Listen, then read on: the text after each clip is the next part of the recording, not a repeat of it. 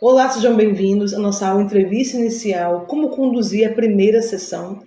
É uma aula importantíssima para os alunos que estão prestes a começar o processo de supervisão de estágio.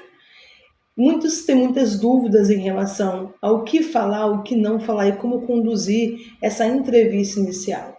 Muitos chamam de anamnese, outros de entrevista, outros de avaliação inicial. Os três nomes são a mesma coisa. A entrevista inicial é a porta de entrada da clínica. E é nesse primeiro encontro que o aluno começa a conhecer o paciente, estabelecer o vínculo e compreender as queixas apresentadas. Mais do que coletar informações, esse momento é sobre acolher, observar e começar a compreender o sujeito e sua singularidade. Todos os pacientes, por mais que eles possam estar sofrendo da mesma doença ou mesmo transtorno ou com a mesma queixa, são singulares, são pacientes únicos e individuais. Cada situação deve ser observada, cada pessoa deve ser analisada com este olhar da individualidade de cada um.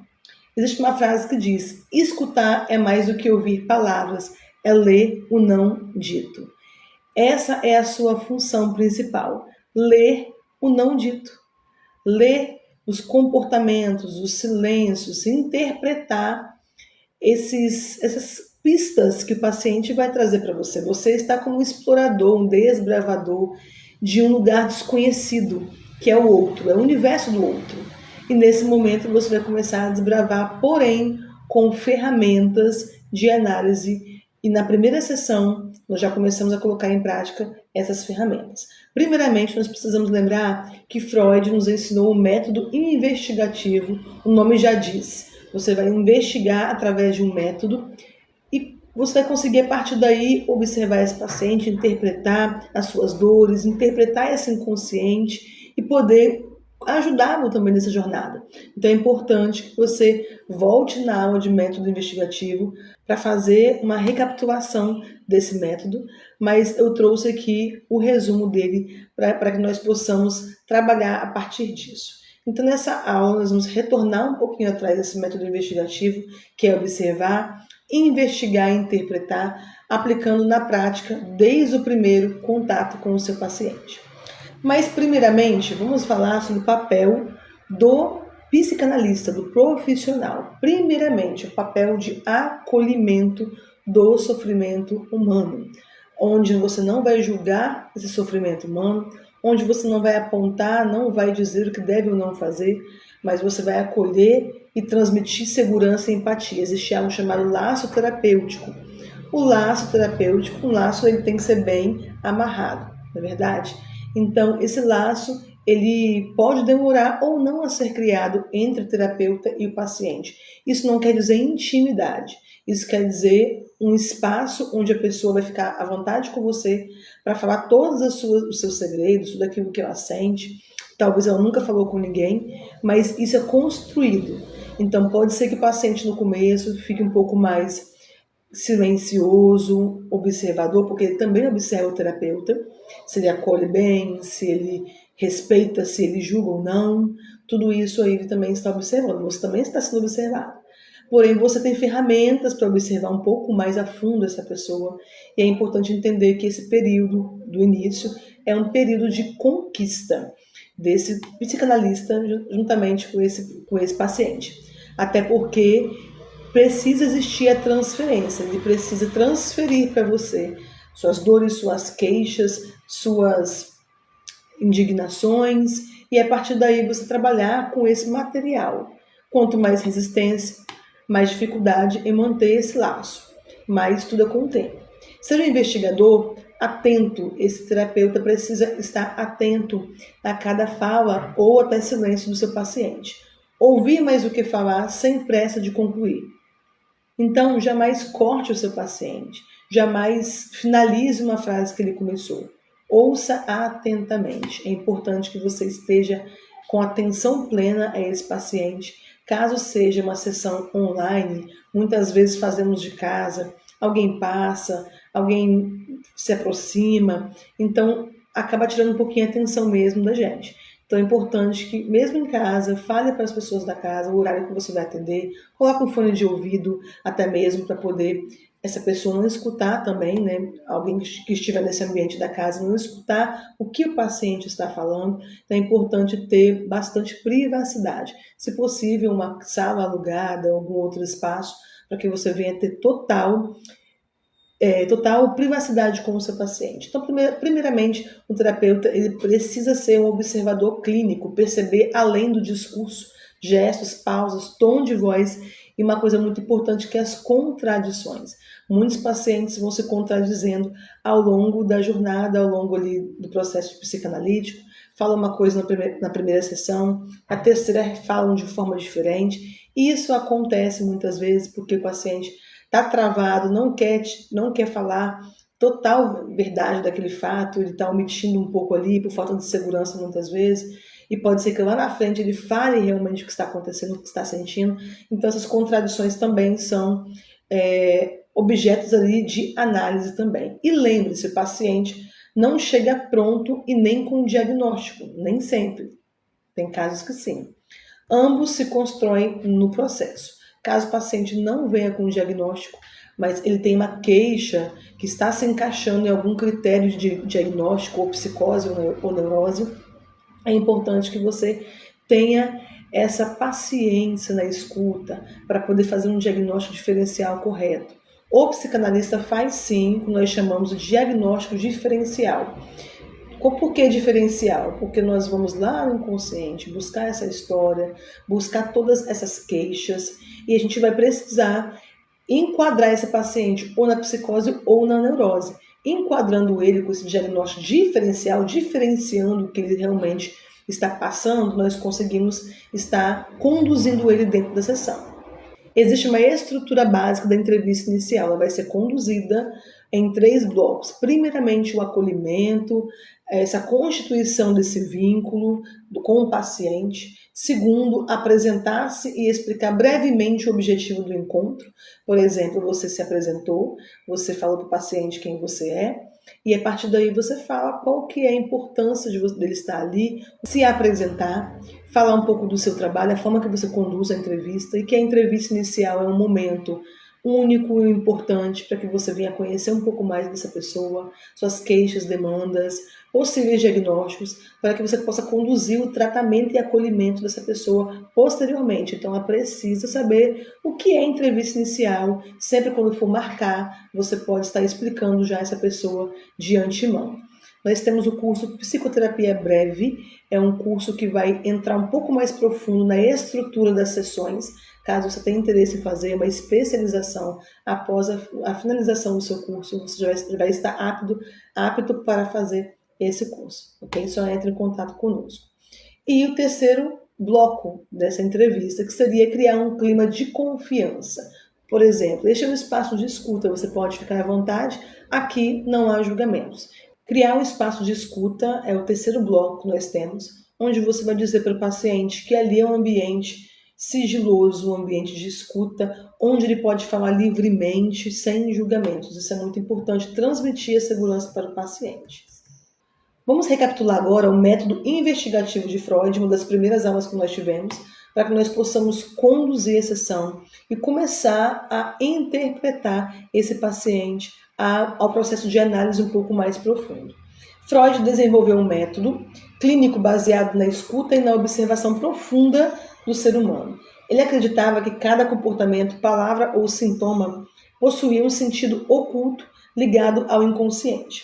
Para acessar esse conteúdo, o analista ele precisa seguir o método investigativo, que é um processo de observar, investigar e interpretar. Eu sempre gosto de usar um exemplo. Nós temos um quadro abstrato, onde há vários riscos, formas e cores, e você chega no museu e começa a observar aquele quadro abstrato. A partir dali, você começa a interpretar da sua forma o que cada risco, cada forma significa. Porém, não há ninguém melhor para interpretar esse quadro do que o próprio artista e o próprio autor do livro, por exemplo. Se fosse um livro, interpretar a fundo aquilo que está escrito em relação a esse quadro, interpretar o que ele realmente quis transmitir através dessa arte. A arte também é uma forma de comunicação. Então, esse ato de observar essa arte, essa obra de arte, essa pessoa que eu nunca vi na minha vida, que tem tantas formas e jeitos de ser, tem uma personalidade, um perfil de comportamento diferente, tem um tom de pele, tem uma voz diferente, tem uma entonação, uma pessoa totalmente diferente de mim. Como eu vou interpretar essa pessoa que eu nunca vi muitas vezes dentro do setting terapêutico, que significa um ensaio terapêutico? É como se fosse um ensaio.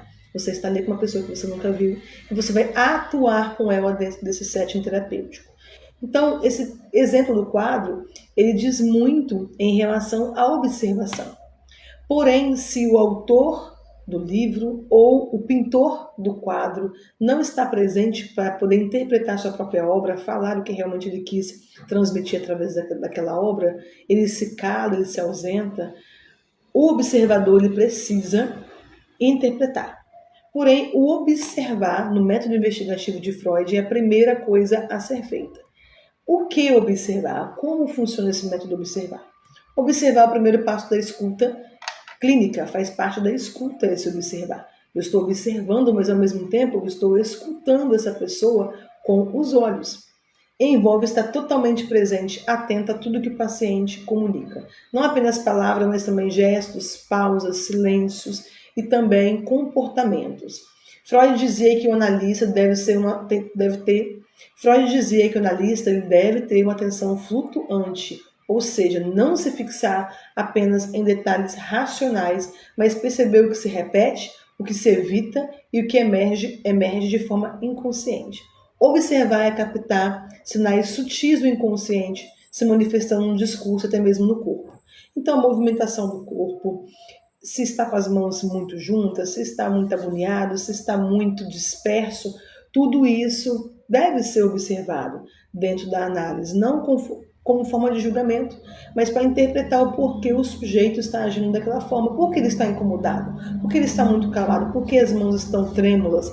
Tudo isso é importante a gente começar a observar, é captar esses sinais realmente sutis dentro da análise. O que observar? Como o paciente entra e senta, seu tom de voz, contato visual, postura corporal, nível de ansiedade ou resistência inicial são alguns pontos que nós podemos observar desde o início em relação ao paciente. Eu sempre conto um exemplo para os alunos de uma paciente que chegou no meu consultório uma vez e sentou no divã. Divã é um sofazinho que nós temos, né? Muitos aderem, outros não. Freud utilizava lá atrás nos seus atendimentos, né? Então essa pessoa sentou, porém ela sentou na pontinha. Isso diz muita coisa. Isso diz que ela está com pressa de sair, ou ela está incomodada, ou ela está ali de alguma forma agitada, querendo que aquele momento dure mais rápido, não está totalmente à vontade. Isso diz muita coisa. Desde como o paciente entra no consultório, desde quando ele senta, ele já está sendo observado. Investigar, é o segundo ponto, é um processo de observação cuidadosa da história e das emoções do paciente. Investigar não é interrogar, mas aprofundar a compreensão do que foi dito, buscando as origens psíquicas do sofrimento. O analista investiga por meio de perguntas abertas, associações livres e análise da linha do tempo do sujeito. O analista investiga por meio de perguntas abertas, associações livres e análise da linha do tempo da pessoa, infância, vínculos e repetições. Na linha do tempo, nós trazemos cada marco importante para essa pessoa, desde a infância até a vida adulta, e vamos trabalhando cada parte. Esses vínculos, as repetições são importantes ser trabalhadas. Então, perguntar o porquê das repetições, compreender de onde vêm os sintomas. Resumindo, investigar é abrir o caminho para que o inconsciente fale, permitindo que o próprio paciente descubra, através das suas respostas e das perguntas, os significados internos. Nós temos um motivo da busca, perguntas orientadoras, né? O que te trouxe aqui hoje? Há quanto tempo você sente isso? Já buscou ajuda antes? São 3 perguntas que podem orientar esse paciente nessa resposta. O que espera encontrar nesse processo? Aqui o aluno deve investigar com curiosidade clínica sem invadir. Observe como o paciente organiza seu discurso, se há coerência, lacunas, contradições ou emoções contínuas. E o terceiro que é interpretar. Após observar, vem o momento de investigar. que é um processo de exploração cuidadosa, e nós temos também a interpretação, que é um passo mais delicado e exige escuta mais madura. No estágio, o aluno não precisa interpretar profundamente, mas sim levantar hipóteses. No estágio de vocês, mais adiante, vocês terão pouco tempo com esse paciente para interpretar mais profundamente, mas podem sim levantar hipóteses do que pode estar acontecendo, de quais são os pontos que são necessários ser trabalhados para aquele paciente, e a partir daí a gente começa esse estudo de caso. Por exemplo, temos uma frase: percebo que sempre que fala do seu pai muda o tom de voz. O que isso desperta em você? É uma pergunta muito interessante, baseado em cima do que o paciente demonstrou. Nós entendemos que até mesmo os sonhos do paciente, eles são passíveis de interpretação. Na nossa aula de interpretação de sonhos, aprendemos que há o conteúdo manifesto, latente, que as narrativas muitas vezes são inconscientes e querem sim mostrar algo para nós. Inclusive, na aula de interpretação de sonhos, eu dei um exemplo meu pessoal. Você está curioso para saber essa experiência minha? Volta na aula de interpretação de sonhos para que vocês possam entender como realmente os sonhos eles trazem essa questão inconsciente do paciente. Cada palavra, gesto, silêncio e incoerência da fala dos pacientes precisa ser interpretada. Uma boa interpretação ajuda no diagnóstico diferencial. Essa fase não precisa de pressa, mas sim de paciência, como um quebra-cabeça. Cada peça precisa se encaixar e isso vai levar bastante tempo ou não, depende do tempo que você vai ter com o seu paciente. O que observar durante a entrevista? Temos um resumo. As emoções predominantes: tristeza, raiva, medo, culpas, ressentimentos, sentimento de rejeição, abandono, essas emoções mais predominantes. É importante encaminhar para o psiquiatra caso você perceba ideações suicidas, e outras questões também de saúde mental voltado para a psicose ou até mesmo para a neurose. Mas é importante sempre perguntar se o paciente passou pelo psiquiatra, se toma algum medicamento. É uma das perguntas da entrevista inicial também. E isso é muito importante. Claro que a ideação suicida e as tentativas suicidas, elas podem sim ser tratadas na sessão. Porém, aqui nós temos uma observação: paciente com depressão maior, ou depressão bipolar, ou borderline, precisam muitas vezes de acompanhamento um pouco mais de perto, 2 vezes na semana, dependendo do quadro inicial em que ele está. Então, é muito importante termos esse olhar, esses cuidados também com esse paciente. Em relação aos dados que você vai coletar na entrevista inicial, fique tranquilo, vocês irão receber uma ficha de anamnese ou de entrevista inicial, a orientação para começar a tratar o seu primeiro paciente. Nessa ficha vai conter dados pessoais, a queixa do paciente primária, a queixa secundária do paciente, desde quando ele está sentindo aqueles sintomas, quais são os sintomas, seu histórico de vida também é muito importante e essencial para a ficha de anamnese estar bem redondinha, bem concluída ali, para que você venha ter bastante dados desse paciente. Se ele usa medicação, se existe alguma comorbidade, se o paciente é etilista, se ele bebe, se ele usa algum tipo de droga, há quanto tempo. Existem várias perguntas que são necessárias para fazer para o paciente, para que você possa ter um dossiê ali, vários dados desse paciente, para que você possa realmente estudar este caso. Primeiro coletamos o relato do paciente através das perguntas da entrevista inicial e depois fazemos o estudo de caso. Essa é a diferença: relatos, a gente vai coletar os dados, e as narrativas e relatos do paciente. E depois vamos estudar esses casos em casa, com paciência, para saber como intervir com cada paciente. Nós devemos nos debruçar em cada caso. Na supervisão, vocês terão esse momento mais profundo de aprendizado.